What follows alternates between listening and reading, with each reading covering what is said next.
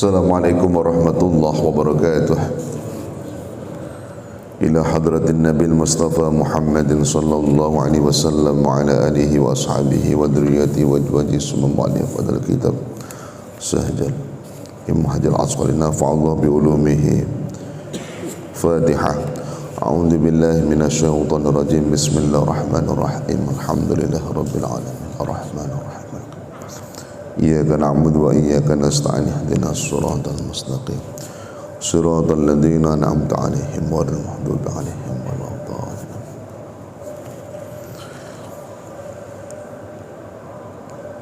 Bismillahirrahmanirrahim. Alhamdulillahi rabbil alamin. Wal 'aqibatu lil muttaqin wala 'udwana illa 'alal zalimin. Allahumma salli wa sallim ala Sayyidina Muhammadin khatamin nabiyyin wa ala alihi wa sahbihi wa barik wa sallim ajma'in. Ashhadu an la ilaha illallah al-malikul haqqul mubin wa ashhadu anna Muhammadar Rasulullah sadiqul wa'dil amin. Kaum muslimin jamaah salat subuh yang dirahmati Allah, puji syukur kehadirat Allah. Salawat beriring salam semoga senantiasa tercurah limpahkan keharibaan pembawa pelita Islam, junjungan agung baginda Rasulullah Muhammad sallallahu alaihi wasallam, para keluarga, para sahabat serta para pengikutnya hingga di akhir zaman. Di pagi yang berbahagia ini kembali kita lanjutkan kajian hadis dari kitab Bulughul Maram.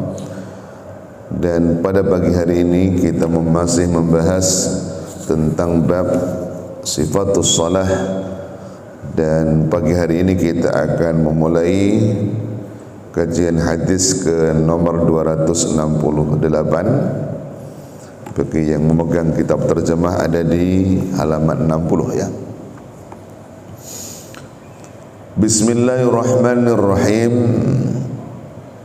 Wa mithluhu fi hadisi Rifa'ata inda Ahmad wa ibn Hibban wa fi lafdin li Ahmad fa'akim sulbaka hatta tarji'al idham wa lin-Nasa'i wa Abi Dawud min hadisi Rifa'ata ibn Rafi'in innaha lam tatimmu salatu ahadikum hatta yusbihal wudu'a kama amarahu Allah thumma yukabbiru Allah wa yahmadu wa yusni alaihi wa fiha fa in kana ma'aka Qur'anun faqra wa illa fa'ahmidillahi wa kabbirhu wa hallil wa li Abi Dawud thumma qra' bi ummil Qur'ani bima syaa Allah wa ibn Hibban thumma bima syi'ta. Wa mithluhu, dan seperti hadis tersebut di atas, fi hadis Rifa'ata indi Ahmad wa ibn Hibban, dalam hadis Rifa'ah menurut riwayat Ahmad dan Ibnu Hibban. Wa fil lafzi li Ahmad, di dalam lafaz riwayat Imam Ahmad disebutkan fa'akim sulbaka hatta tarji'al idhamu, maka tegakkanlah tulang punggungmu hingga tulang-tulang itu kembali seperti semula.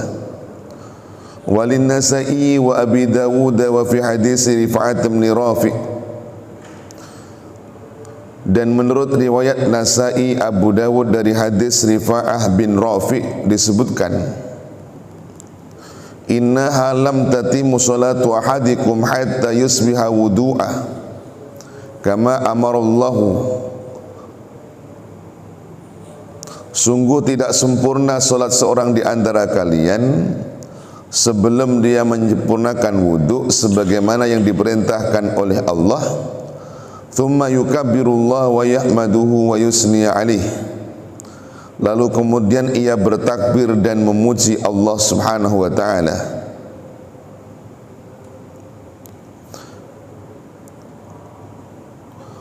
Wa fiha fa in kana ma'aka Qur'an faqra wa illa fa'hamidillahi wa kabbirhu wa halilhu.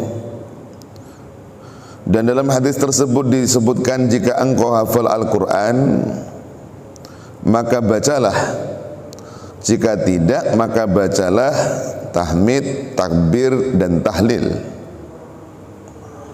Wali Abi Dawud, dan dalam riwayat Imam Abu Dawud, summa qra' bi ummil Quran wa bima sya'allah, kemudian bacalah surah Al-Fatihah sebagai ummul Quran dan apa yang dikehendaki oleh Allah. Wali Ibnu Hibban, dan dalam riwayat Ibnu Hibban disebutkan summa bima syi'ta, kemudian bacalah sekehendakmu. Bapak Ibu sekalian yang dirahmati Allah Subhanahu wa taala, hadis ke-268 ini menjelaskan kehadapan kita bahwa apa yang telah disampaikan dalam hadis yang diriwayatkan oleh Imam Abu Hurairah di atas itu kan diriwayatkan oleh imam yang 7 ya, dan juga diriwayatkan oleh Imam Bukhari, Ibnu Majah dan Imam Muslim. Di samping itu semua, kalau dirinci, hampir semua ulama hadis menampilkan hadis yang disebutkan di hadis sebelumnya yang kita kupas di minggu yang lalu, yang mengupas tentang secara detail tahap demi tahap sifat solat yang diajarkan oleh Rasulullah Muhammad sallallahu alaihi wasallam. Secara garis besar di pertemuan sebelumnya sudah kita sampaikan bahwa solat itu secara global diperintahkan oleh Allah di dalam Al-Quran.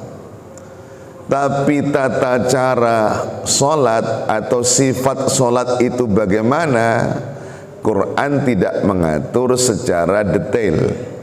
Yang detail mengatur itu ada dalam hadis Nabi. Lah hadis Nabi yang cukup detail menjelaskan tentang tahapan-tahapan solat yang kemudian hari kita sebut rukun-rukun solat ataupun sunnah-sunnah di dalam solat, itu disebutkan oleh hadis yang lalu, hadis kemarin. Dan hadis yang kemarin itu banyak sekali para ulama hadis yang meriwayatkannya. Hampir semuanya meriwayatkan hadis kemarin.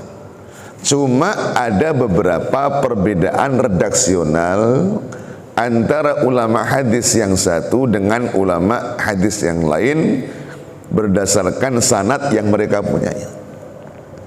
Di antaranya yang ke pertemuan yang lalu, yang kalau versi Imam Ibnu Majah dalam sanad Muslim itu ada perbedaan. Kalau riwayatnya Imam Bukhari mengatakan misalkan dalam bab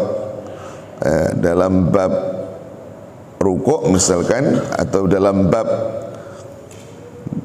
i'tidal ya, di sana dikemukakan sumarfa hatta ta'tadila qa'iman, maka kemudian bangkit dari rukuk sehingga dia tegak atau i'tidal dalam keadaan berdiri, sehingga lurus berdiri. Tapi dalam riwayat Muslim kalimatnya bukan hatta ta'tadila qa'iman, tapi menggunakan riwayat hatta tatma'inna qa'iman. Ada perbedaan, yang satu ta'dila riwayat Bukhari, sementara yang riwayat Muslim tatma'inna, sehingga tumakninah di dalam berdiri pada saat dia i'tidal. Itu contoh. Pada hari ini juga mengemukakan ada hadis yang semisal dengannya, cuma didasarkan pada riwayat Rifa'ah dalam riwayatnya Imam Ahmad dan Ibnu Hibban ya, termaktub fa'akim sulbaka hatta tarji'al idham, berbeda lagi. Maka kemudian berdirilah atau tegakkanlah tulang sulbimu, tulang punggungmu, hingga tulang-tulang itu kembali seperti semula. Ini masih membahas tentang bagaimana tata cara rukuk. Ya, secara substansi maksudnya sama, cuma penggunaan redaksinya berbeda. Riwayat Bukhari mengatakan sehingga dia tegak lurus berdiri. Riwayat Muslim sehingga dia tumakninah dalam berdiri. Riwayatnya Imam Ahmad sehingga dia menegakkan tulang punggungnya hingga tulang-tulang itu kembali semula, lurus lagi. Rukuk, tulang punggung kan berbelok, ditekuk ya.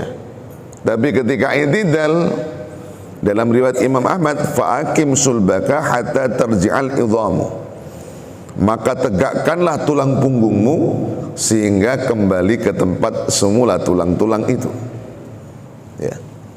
Itu menjelaskan tentang tata cara berkenaan dengan i'tidal yang dilakukan setelah orang melaksanakan rukuk.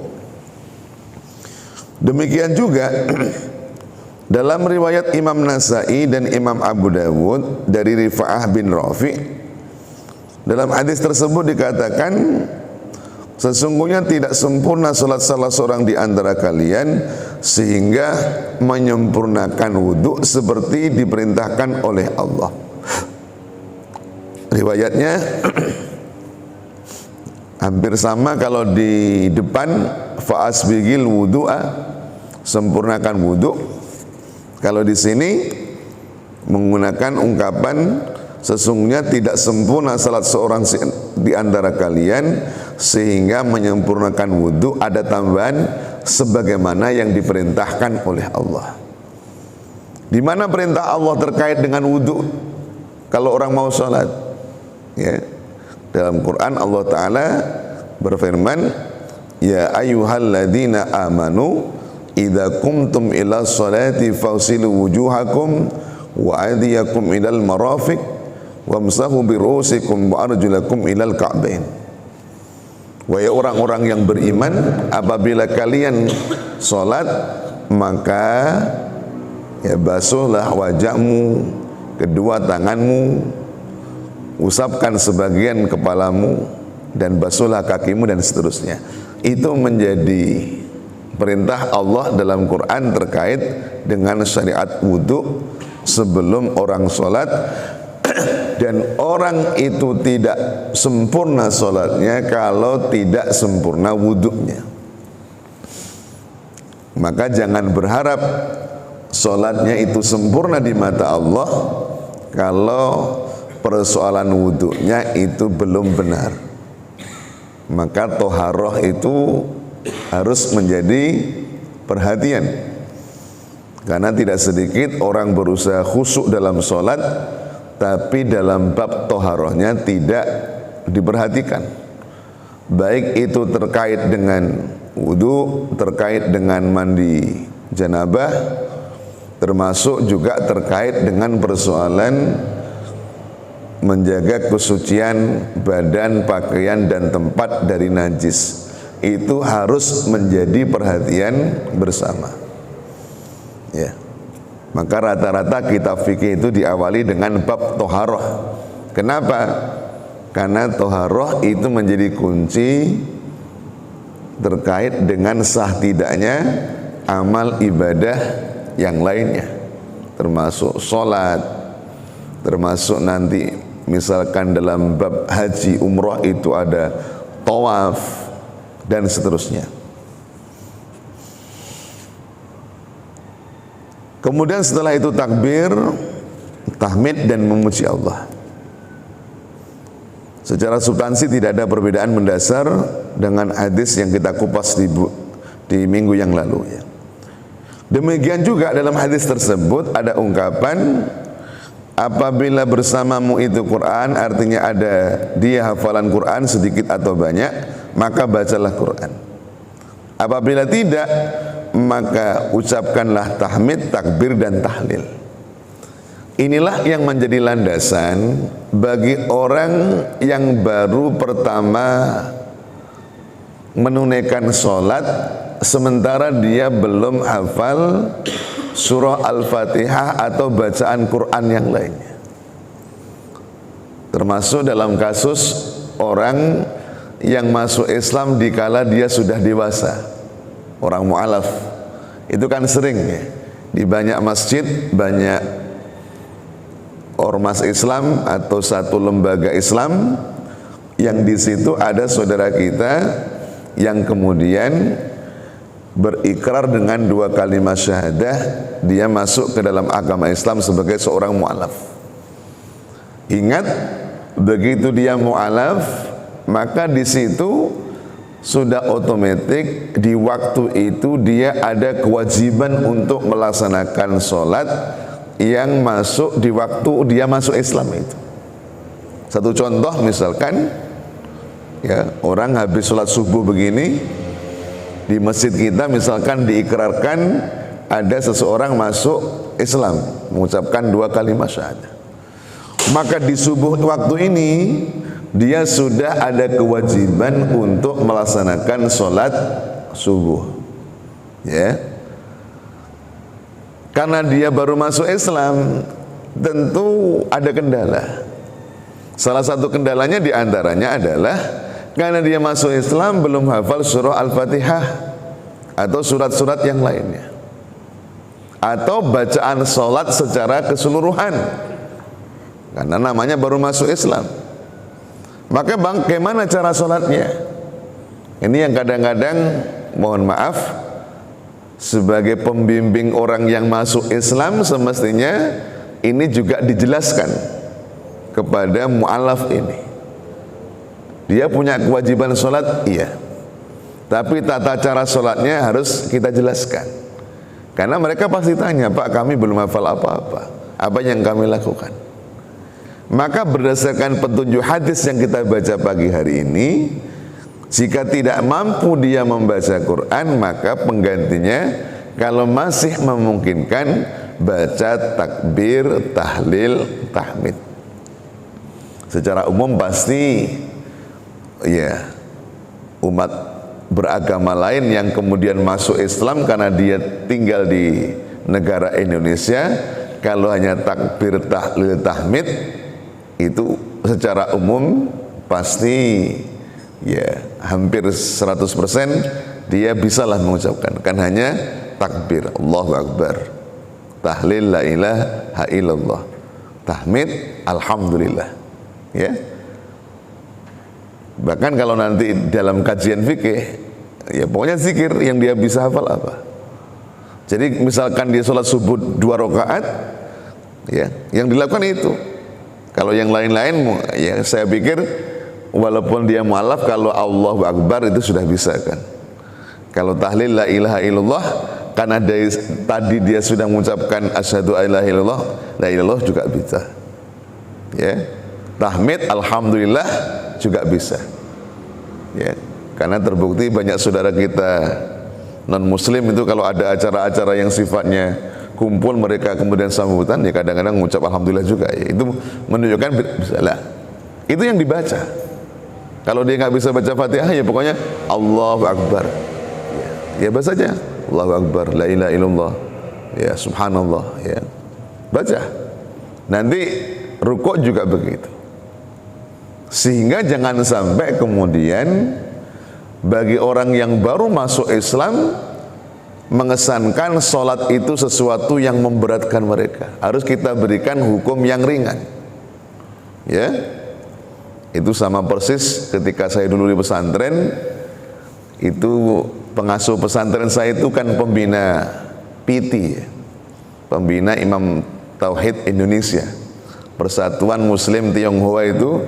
Ya, itu dulu pernah ada anekdot, ada cerita di tempat pesantren kami itu. Ada orang ya Tionghoa pengen masuk Islam. Ya. Begitu masuk Islam dijelaskan. Kalau masuk Islam ketahuilah bersama bahwa dalam Islam itu rukun Islam ada 5 perkara, rukun iman ada 6 perkara. Nanti kalau sudah sholat, rukun sholat itu, ya, ada 13 perkara, ada yang ngitung 17 perkara. Ya karena orang belum paham Islam, ya Akhirnya kalau begitu saya nggak jadi masuk Islam. Kenapa? Dalam Islam banyak perkara katanya. Artinya menggambarkan jangan kemudian Islam itu kita bawa sesuatu yang menakutkan, yang menyulitkan, termasuk dalam bab sholat ini.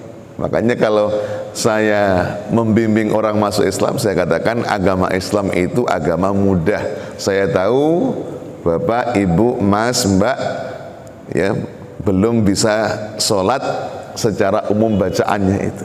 Gak usah khawatir, sholat dalam Islam mudah. Yang penting gerakan-gerakannya itu saja. Karena bacaan dalam Islam yang wajib ya, kalau kita lihat kemarin rukun wajib hanya takbiratul ihram, suratul Fatihah, apalagi membaca tahiyat, sholawat ketika tahiyat, salam, hanya 5 itu saja.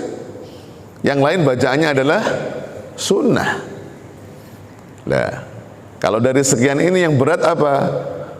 Yang berat mungkin dalam bab suratul Fatihah.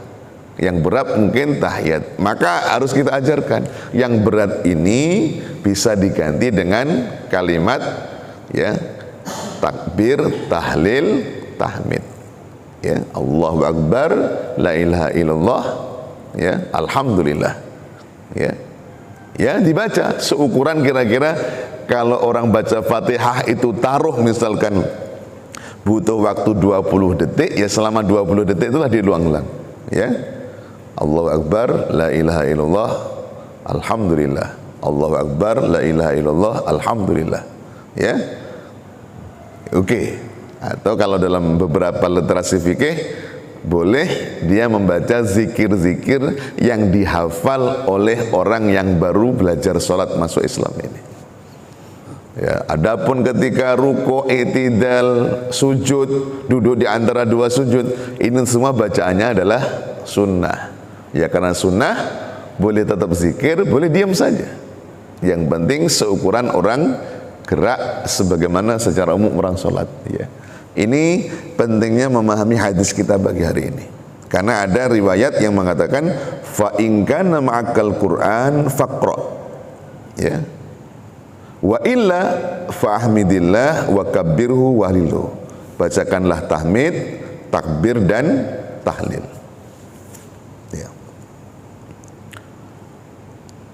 Wali Abu Dawud, sementara dalam riwayat Abu Dawud lebih tegas. Summakra bi ummil Qur'an wa bima sya'allah.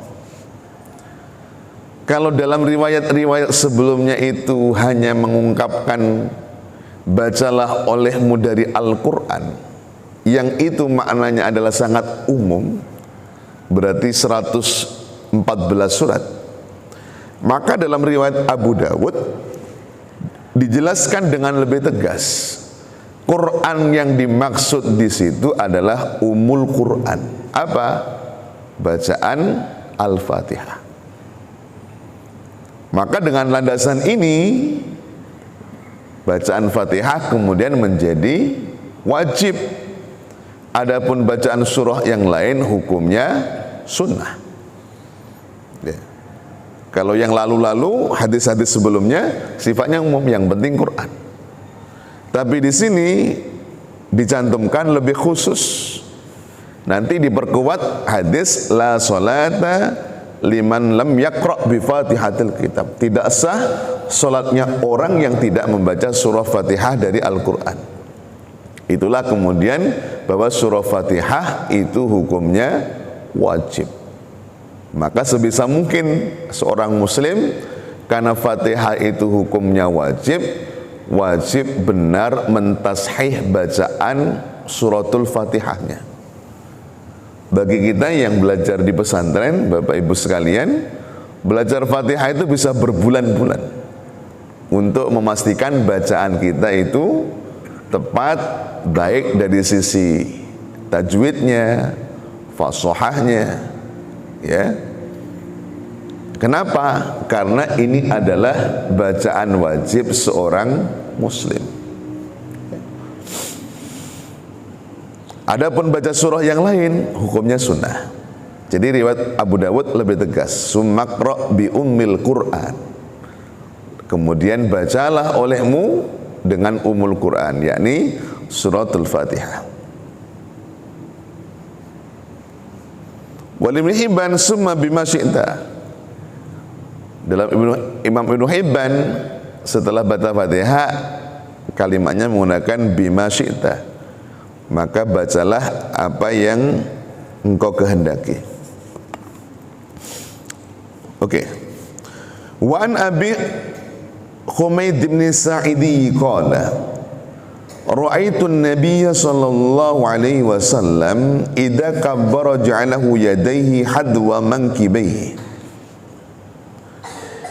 wa idza raka'a amkana yadayhi min rukbatayhi summa hasara dhahrihi fa inda rafa'a ra'sahu istawa hatta yamuda kullu faqarin makanahu fa idza sajada wada'a yadayhi ghayra muqtarisin wala qabidihima wastaqbala bi atrafi asabi'i rijlaihi al-qiblata wa idza jalasa fi rak'ataini jalasa ala rijlaihi al-yusra wa nasaba al-yumna wa idza jalasa fi rak'atil akhirati qaddama rijlahu al-yusra wa nasaba al-ukhra wa qa'ada ala maq'adatihi akhrajahu al-Bukhari. Wan Abi Humaid bin As-Sa'idi radhiyallahu anhu, dari Abu Humaid As-Sa'idi radhiyallahu anhu qala, ia berkata, ra'aitu an-nabiy sallallahu alaihi wasallam idza kabbara ja'ala yadayhi hadwa mankibaihi. Aku melihat Rasulullah sallallahu alaihi wasallam jika telah bertakbir, beliau mengangkat kedua tangannya lurus dengan kedua bahunya. Mengangkat tangan lurus dengan kedua bahunya. Bapak Ibu sekalian, ini riwayat, ada riwayat hadis yang lain itu yang mengatakan, kalau riwayat ini menunjukkan kepada Rasulullah itu kalau takbir mengangkat kedua tangannya lurus dengan bahunya. Tapi riwayat yang lain mengatakan Rasulullah itu kalau mengangkat tangan lurus furu'a udunaihi, lurus dengan ujung telinganya, lurus dengan bagian telinganya. Oleh sebab itu dalam perspektif mengangkat tangan itu yang benar seperti apa? Yang masyhur berdasarkan riwayat yang ada itu ada dua pendapat. Pendapat jumhur termasuk madhab Syafi'i, mengangkat tangan itu adalah seperti yang kita lihat, Allah, jadi ininya lurus dengan bahu. Termasuk Imam Nawawi itu mengatakan kedua hadis ini digabungkan, dari aspek ini lurus dengan bahunya, tapi dari sisi tangannya lurus dengan telinganya, sehingga bentuknya adalah Allahu Akbar, tidak terlalu dirapatkan, tidak terlalu direnggangkan, Allah, Tapi ada yang memahami hadis ini, kalau yang tadi itu lurus, itu berarti lurus di atasnya, bahu kan ini itu makanya memahami hadis ini, karena kita tidak langsung lihat Rasulullah sholat, tapi ini berdasarkan cerita sahabat bercerita, Nabi kalau ngangkat tangan itu kedua tangannya lurus dengan bahunya. Makna lurus itu bagaimana? Pandangan pertama lurus itu begini kan? Ada yang memahami begitu. Tapi ada yang memahami lurus itu bukan di sininya, tapi lurus di atasnya. Kemudian ditarik, kemudian menjadi lurus dengan telinganya. Maka rata-rata kalau madhab Syafi'i, Allah, ininya ke sini, ininya lurus ke sini, tarik, Allahu Akbar. Tapi ada yang memahami hadis ini lurus dengan bahu di depannya, sehingga hanya Allah. Yang masyhur dalam fikih didasarkan beberapa riwayat ini. Tapi kalau dalam madhab Syafi'i, yang rata-rata kita sholatnya pakai madhab Syafi'i, dengan berdasarkan hadis ini, kemudian ada riwayat yang lain yang mengatakan furu'a udunaihi, lurusnya itu juga lurus dengan bagian-bagian telinga, maka kemudian dipahaminya kayak tadi. Jadi tidak di atas telinga, tapi lurus dengan telinga. Kalau kemudian ditarik yang kira-kira lurus dengan baunya, baru Allahu Akbar. Itu cara mengangkat tangan. Ya. Kalau dalam kajian fikih tidak ketemu yang kemudian kalau angkat tangan diputar-putar dulu, itu kan ada yang Allahu Akbar, ya. Oke. Kita preteli satu persatu. Itu soal mengangkat tangan. Wa idza raka'a amkana yadayhi min rukbatayhi summa hasara ad-da'ri fa idza rafa'a ra'sahu istawa hatta ya'uda kulla faqarin makanahu. Bila ruku, beliau menekankan kedua tangannya pada kedua lututnya dengan meratakan punggungnya. Apabila Rasulullah mengangkat kepalanya, beliau berdiri tegak hingga tulang-tulang punggungnya kembali ke tempatnya. Ini tata cara penjelasan ruku dan sujudnya Rasulullah Muhammad sallallahu alaihi wasallam. Jadi yang mengucapkan ini bukan Rasulullah, yang mengucapkan ini sahabat. Sahabat memberikan kesaksian fakta. Dulu kalau melihat Rasulullah itu begini caranya. Ya. Sekarang rukunya Nabi bagaimana? Beliau meletakkan kedua tangannya persis di lututnya. Tidak di atas lutut, tidak juga di bawah lutut, tapi persis di lututnya, kemudian diapakan di sini? Ditundukkan sehingga posisi tulang-tulang Rasulullah itu kemudian lurus. Posisi kepala tidak nunduk ke bawah, juga tidak dongak ke atas, tapi dibiarkan lurus seperti ini. Kalau kita bicara ilmu matematik akan posisinya menjadi 90 derajat seperti ini. Ya. Yeah. Tapi nggak perlu pakai penggaris nanti ya. Pokoknya begitu. Itu ruku yang paling sempurna yang dicontohkan Rasulullah. Ya. Jadi kembali lagi caranya, kedua tangan diletakkan ke ruku, di lutut, kedua lutut kita dihentakkan sampai tulang-tulang punggung Rasulullah itu ya melurus ke sana. Posisi kepala tidak nunduk ke bawah, tidak dongak ke atas. Begitu i'tidal akan kembali tegak lurus. Itu yang dicontohkan oleh baginda Rasulullah Muhammad sallallahu alaihi wasallam berdasarkan riwayat dari Abu Humaid As-Sa'idi. Bahasanya ro'aitu, aku memberikan kesaksian. Ya. Nanti ada riwayat lain sahabat yang kemudian menyaksikan mungkin berbeda. Contohnya dalam bab keterangan yang tadi mengangkat tangan itu.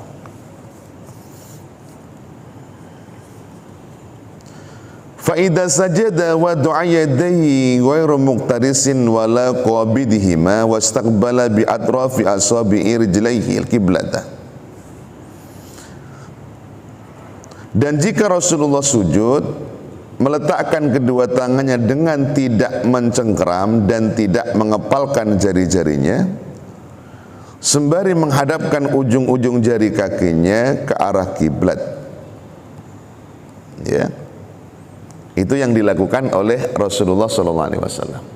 Tangannya diletakkan ke tempat sujud, tidak digenggam, tidak juga mencengkram, ya.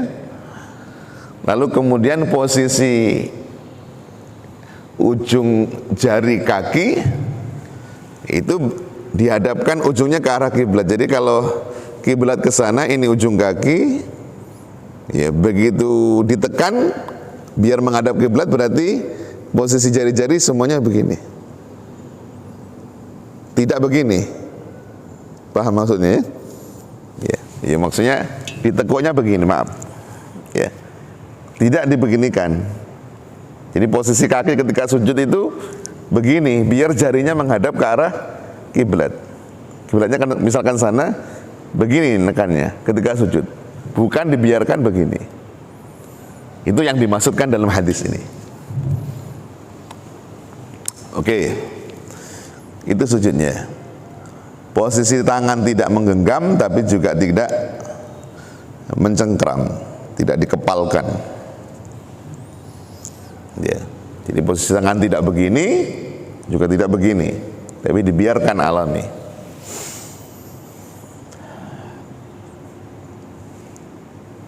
Wa idza jalasa fi rak'ataini jalasa ala rijlihil yusra wa nasabal yumna. Apabila duduk di rakaat yang kedua, beliau duduk di atas kaki yang sebelah kiri dan menegakkan kaki sebelah kanannya. Ya seperti yang kita praktekkan itu ya. Ya, yang sering kita praktekkan ya. Saya pikir sudah betul lah yang kita lakukan selama ini ya. Jadi duduk di sebelah kaki kiri, kaki kanannya ditegakkan. Wa idza jalasa fi ra'atil akhirah qaddama rijlahul yusra wa nasabal ukhra wa qa'ada ala maq'adatihi. Dan apabila duduk untuk rakaat terakhir, maka Rasulullah memajukan kakinya yang kiri dan menegakkan kaki kanannya, lalu beliau duduk di atas pinggulnya, mohon maaf di atas pantatnya. Ya, seperti kita posisinya rakaat duduk tahiyat akhir itu. Menunjukkan kepada kita bahwa posisi tahiyat awal dengan tahiyat akhir Rasulullah berbeda. Ya. Inilah yang diriwayatkan oleh Imam Bukhari dari jalur Abu Humaid As-Sa'idi tentang perihal tata cara Rasulullah Shallallahu Alaihi Wasallam di dalam sholatnya. Dan ini tentu tata cara yang ideal. Ya. Pertanyaannya, apakah boleh kemudian tidak dengan cara seperti itu? Ketika dalam kondisi-kondisi tertentu, misalkan kakinya sakit, kalau ditekuk bisa menjerit ketika sholat. Ada masalah di kakinya, kalau ditindih dengan badannya, posisi tahiyat awal menjadi persoalan. Ya. Karena dua-duanya sama-sama ada. Ya. Ini penjelasan. Jadi apa yang dicontohkan Nabi tentu ini adalah sesuatu yang ideal. Dan banyak pakar Bapak Ibu para kaum muslimin muslimat yang dirahmati Allah Subhanahu wa taala. Ya, sebenarnya kalau ini pelan-pelan kita ikuti apa yang dicontohkan oleh Rasulullah Shallallahu Alaihi Wasallam, itu sebenarnya sholat menjadi satu aktivitas yang menyehatkan kita. Bukankah kita kalau refleksi itu yang dimainkan kan ujung-ujung kaki kita kan. Jadi kita secara tidak langsung sebenarnya baik ketika sujud, ketika duduk di antara dua sujud, ketika tahiyat awal, tahiyat akhir itu sedang merefleksikan kaki kita kan ditekan begini. Ya. Jadi insya Allah kalau itu pelan-pelan kita ikuti ya, walaupun awal-awal mungkin sakit, kalau terus dilakukan itu insya Allah akan menyehatkan kita. Ya. Itulah luar biasanya syariat Islam ya. Walaupun nggak boleh sholat tujuannya untuk olahraga, itu nggak boleh ya. Sholat tujuannya harus karena mencari ridha Allah ya. Jangan sampai terbalik-balik ya. Kenapa sholat? Biar sehat sih. Katanya sholat itu menyehatkan ya. Nanti dapatnya hanya kesehatan, tidak dapat pahala dari Allah. Tujuan sholat harus lillah yang utama. Oke, sudah tergambar paling tidak ya, gambaran sifat sholatnya Rasulullah Muhammad Sallallahu Alaihi Wasallam. Karena ini sifatnya kesaksian, ya kadang-kadang ada sahabat yang kemudian menyaksikan hal yang berbeda, itu ya biasa. Satu hadis lagi, wa an Ali bin Abi Thalib radhiyallahu anhu an Rasulillah sallallahu alaihi wasallam annahu kana idza qama ila salati qala wajjahtu wajhiya lilladzi fatara as-samawati wal ard, ya, dan seterusnya sampai ila qaulihi minal muslimin, ya, seperti doa iftitah yang sering kita baca, wajjahtu wajhiya lilladzi fatara as-samawati wal arda hanifan musliman wa ana minal musyrikin inna salati wa nusuki wa mahyaya wa mamati lillahi rabbil alamin la syarika lahu wa bidzalika umirtu wa ana minal muslimin. Ya, Allahumma antal maliku la ilaha illa anta rabbi wa ana abduka ila akhirih, rawahu Muslim. Wa fi riwayatin lahu anna dzalika fi salatil lail. Dalam satu riwayat tersebut sesungguhnya hal itu terjadi dalam salat malam. Nah, sekarang sudah membahas kalau yang tadi tentang tata cara berdiri, ruku, i'tidal, sujud, duduk di antara dua sujud, tahiyat awal, tahiyat akhir itu bagaimana gerakannya. Sekarang mulai dikaji tentang redaksi doa-doa yang dibaca di setiap rukun-rukun sholat tadi. Kita tahu bahwa bacaan sholat itu terbagi dua. Ada yang masuk kategori rukun yang hukumnya wajib, ada bacaan yang hukumnya sunnah. Secara umum, ya, mayoritas ulama, terutama dalam madhab Syafi'i, yang wajib itu pertama takbiratul ihram, yang kedua membaca suratul Fatihah, yang ketiga membaca tahiyat, yang keempat adalah membaca sholawat Nabi ketika tahiyat, yang terakhir mengucapkan salam. Salam pun dalam madhab Syafi'i yang wajib itu salam pertama, salam kedua itu hukumnya sunnah. Ya, itu yang wajib. Lah selain dari yang 5 ini, maka bacaan sholat itu hukumnya sunnah, termasuk doa iftitah. Lah doa iftitah yang dipraktekkan oleh Rasulullah Muhammad sallallahu alaihi wasallam itu ternyata bukan hanya satu bacaan. Ada beberapa riwayat doa iftitah yang pernah diamalkan oleh Rasulullah Muhammad sallallahu alaihi wasallam. Salah satunya doa iftitah yang populer dalam umat Islam Indonesia, madhab Syafi'i. Doa iftitah yang mana? Ya ini, wajjahtu wajhiya lilladzi fatara samawati wal arda. Ya, kalau boleh disurvei di masjid ini kan mayoritas itu yang dibaca. Mana dalilnya? Yang baca itu dalilnya hadis ini. Ya, walaupun ada satu riwayat yang mengatakan itu terjadi dalam sholat malam. Tapi ingat, itu wafi riwayatin lahu. Ada satu riwayat yang mengatakan doa ini dibaca Nabi ketika bukan sholat wajib, tapi sholat tahajud, sholat malam. Ya. Tapi itu satu riwayat. Kalau kita baca lurus dalam Bulughul Maram ini, ketika sampai rawahu Muslim, nggak ada menyebut-nyebut bahwa itu khusus untuk sholat malam.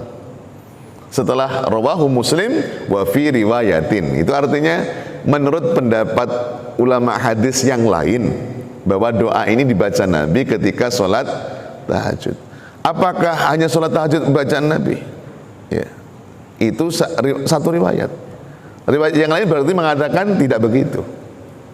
Jadi kalau kita baca hanya sampai di rawahu Muslim, di sini menunjukkan bahwa ini berlaku untuk sholat apa saja. Tapi hanya ada sebagian ahli hadis mengatakan itu untuk sholat tahajud. Dengan demikian kesimpulannya apa? Ya, mayoritas atau riwayat-riwayat yang ada sangat memungkinkan bahwa bacaan wajjahtu ini bukan hanya khusus untuk sholat tahajud atau sholat malam, tapi juga untuk sholat wajib. Hanya saja ada sebagian yang mengatakan ini khusus untuk sholat malam. Artinya apa? Bagi kita yang terbiasa baca wajjahtu, jangan kemudian keder, jangan bingung Kalau ada kemudian yang menentang itu kan untuk sholat tahajud saja, kok dibaca untuk sholat wajib? Itu kan hanya sebagian riwayat. Riwayat yang lain mengatakan umum, idza qama ila sholah, Nabi sholat tanpa dijelaskan sholat apa. Berarti bacaan ini berlaku juga untuk umum.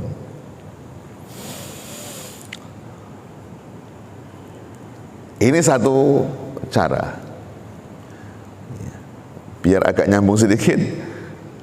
Redaksi yang lain bagaimana? Doa iftitah yang lain di hadis berikutnya. Wa an Abi Hurairah qala kana Rasulullah sallallahu alaihi wasallam idza kabbara lis salati sakata hunayyatan, ya, qabli ay yaqra'a fasa'altuhu faqala aqulu Allahumma ba'id baini wa baina khotoyaya kama ba'adta bainal masyriqi wal maghribi Allahumma nakkini min khotoyaya kama yunaqqa thawbul abyadu minad danas Allahumma silni min khotoyaya bil ma'i was salji wal baradi. Muttafaqun alaih.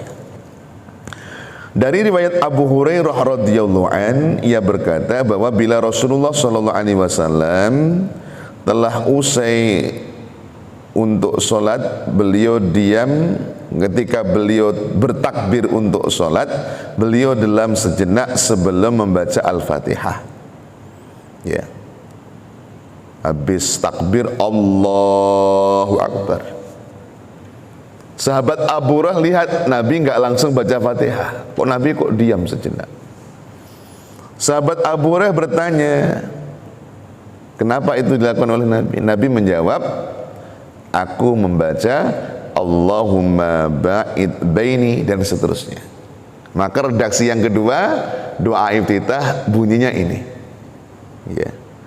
Kalau yang redaksi pertama, wajjahtu wajhiya lilladzi fataras samawati wal ard hanifan muslima wa ma ana minal musyrikin inna salati wa nusuki wa mahyaya wa mamati lillahi rabbil alamin la syarika lahu wa bidzalika umirtu wa ana minal muslimin Allahumma antal maliku la ilaha illa anta anta rabbi wa ana abduka ila akhirih. Kalau mau ditambahkan redaksi yang kedua, ya, Allahumma ba'id baini wa baina khotoyaya kama ba'adta bainal masyriqi wal maghrib Allahumma nakkini min khotoyaya kama yunaqqa thawbu abyadu minad danas Allahumma ighsilni min khotoyaya bil ma'i wasalji wal barad. Ini redaksi yang kedua. Ada tidak doa iftitah redaksi yang lain? Ada. Kita bahas minggu berikutnya, ya. Ini wawasan, insya Allah kalau ngaji Bulughul Maram kita istiqomah, Bapak Ibu sekalian, kita nggak mudah bingung kalau ada mungkin perbedaan pandangan tentang kaifiyah atau tata cara berkenaan dengan sholat.